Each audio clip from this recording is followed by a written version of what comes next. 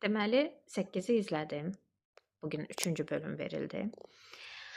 Və əslində serialla bağlı fikirlərimi ən son da paylaşmaq istəyirdim.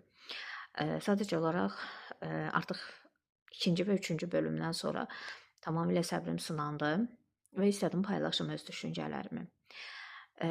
Bu bilmirəm nəyin problemidir.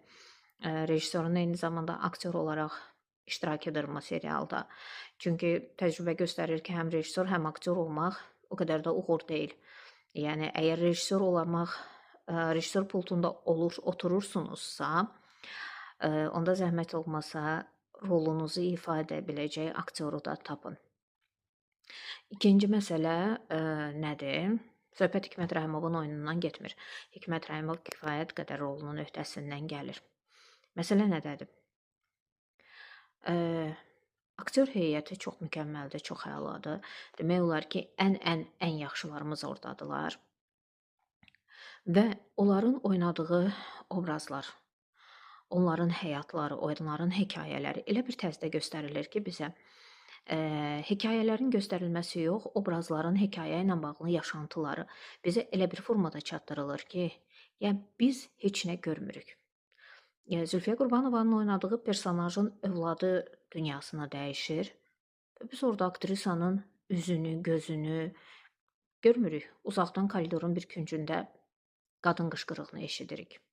Aktrisanın istedadıdır ki, o görünməyən üzü ilə insanlara təsir etməyi bacarır. Bugünkü bölümdə isə Rasim Cəfər öz həyat hekayəsini danışır və biz burada yenə Rasim Cəfərin üzünü görmürük, kürəyini görürük. Biz kürək görmək istəmirik. Biz gözəl tikili binalar görmək istəmirik. Gözəl tikili binalar görmək istəsək, yazıb, internetdə araşdırıb, gözəl tikili binalara baxa bilərik.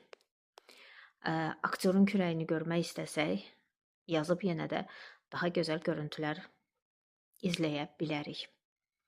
Bizə aktyorun danışdığı hekayənin onun üzündə yansıması lazımdır. Quru-quru ifadə, quru-quru danışıq bizə heç nəyi vermir. Şəhərin səs-küyünü hələ heç demirəm. Yəni, bilmirəm fikrimi tam necə izah edim. Nə vermək istəyirsiniz, nə göstərmək istəyirsiniz, hələ çözə bilmədim. İşıqla bağlı düşüncənizi, fantaziyanızı aşağı-yuxarı anlamağa çalışıram, amma çox göz yorur. Çox yorulur.